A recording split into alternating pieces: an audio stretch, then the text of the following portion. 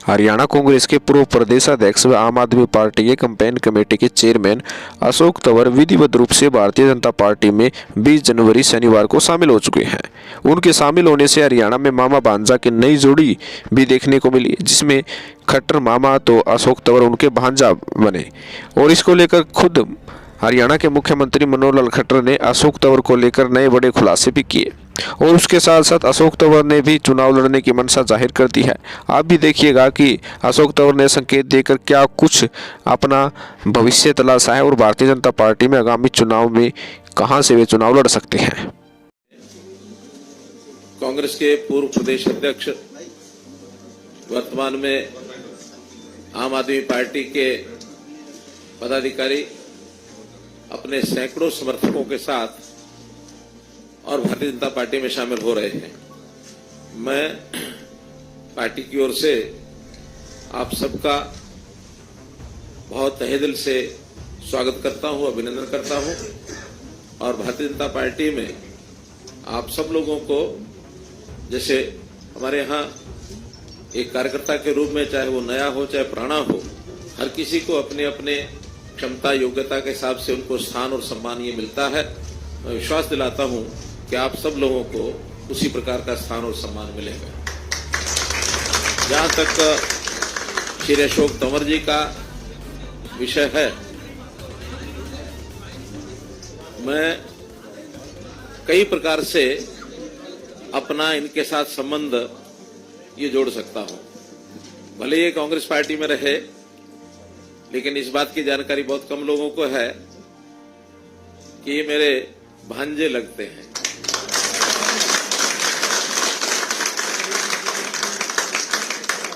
इस मायने में कि इनके माताजी का जो गांव और मेरा गांव एक ही है, बनियानी गांव। उस नाते से मिलते जुलते रहे। अब ये ठीक है कि अलग अलग जगह काम करते रहे, लेकिन मुझे बहुत कष्ट हुआ जब कांग्रेस पार्टी में रहते हुए और इनके ऊपर हमला तक किया गया। और किया किन्होंने? कांग्रेस पार्टी के लोगों ने। उस दिन मुझे लगा कि जरूर मुझे इनकी चिंता तो करनी चाहिए। तो मैं इनका हालचाल पूछने गया। बहुत लोगों ने उस समय भी कहा कि आप इनको अपने साथ क्यों नहीं बुला लेते। मैंने कहा देखिए, हमारा तो बहुत खुला घर है, दरवाजे हर किसी के लिए खुले हैं। किसी का मन कर जाए तो उसको तभी आना चाहिए, खास करके दूसरी पार्टी के व्यक्ति को। अगर हम जबरदस्ती ले जाएंगे तो किसी का मन न लगे तो क्या दिक्कत आएगी।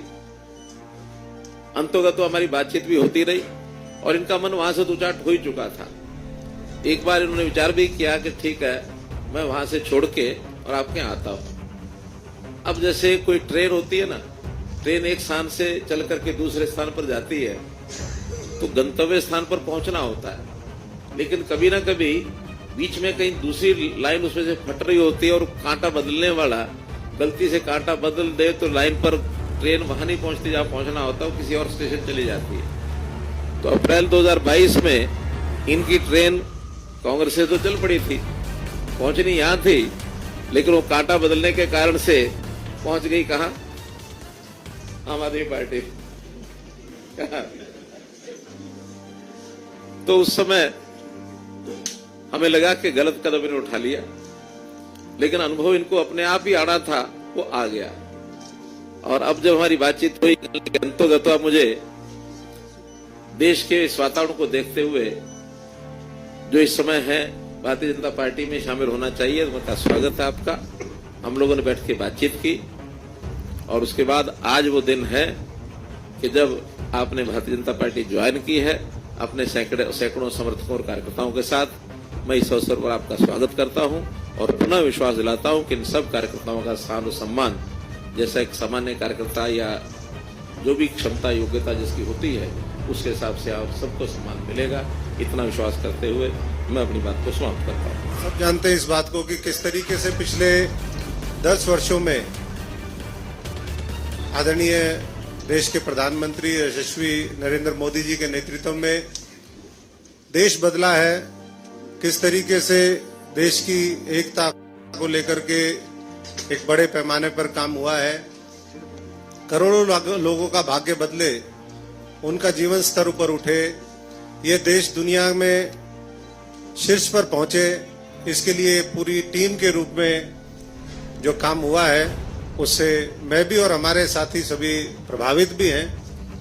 और मैं समझता हूं कि आज उस विकास की यात्रा में जो देश जब 100 साल पूरे करेगा 2047 में, जो एक सपना है कि पूरे दुनिया के शीर्ष पे भारतवर्ष हो, हमारा गौरव, हमारी संस्कृति, हमारी सभ्यता वो पूरी दुनिया के अंदर छा जाए। इस भारतवर्ष के एक एक भारतवासी को मौका मिले कि वो अपनी शक्ति का सदुपयोग करते हुए अपना अहम योगदान देश की तरक्की में दे, ऐसी हमारी कामना है। और मैं, जैसा भी बलोनी जी ने कहा, ये मेरे लिए भी सौभाग्य की बात है कि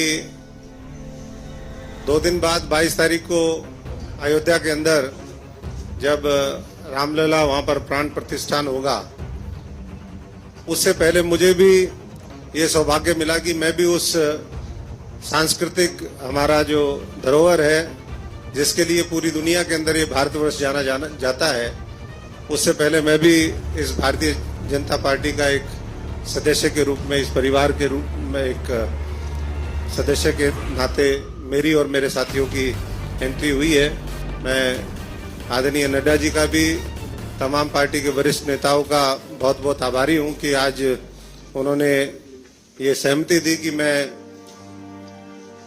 आज भारतीय जनता पार्टी के कार्यकर्ता के रूप में प्रवेश हूं और आने वाले समय में देश के निर्माण में जो भी हमारी जिम्मेदारी हो, जो भी भूमिका हो, वो हम निभाने का काम करें। मैं एक साधारण परिवार से हूं, मेरे पिताजी यहाँ बैठे भी हैं, फौजी परिवार से हैं, किसान मजदूर परिवार से हैं, और हम तो हमेशा जीवन में हमने यही सोचा कि सच्चाई, ईमानदारी और मेहनत के बल पर हम इस देश को आगे बढ़ाने का काम करें।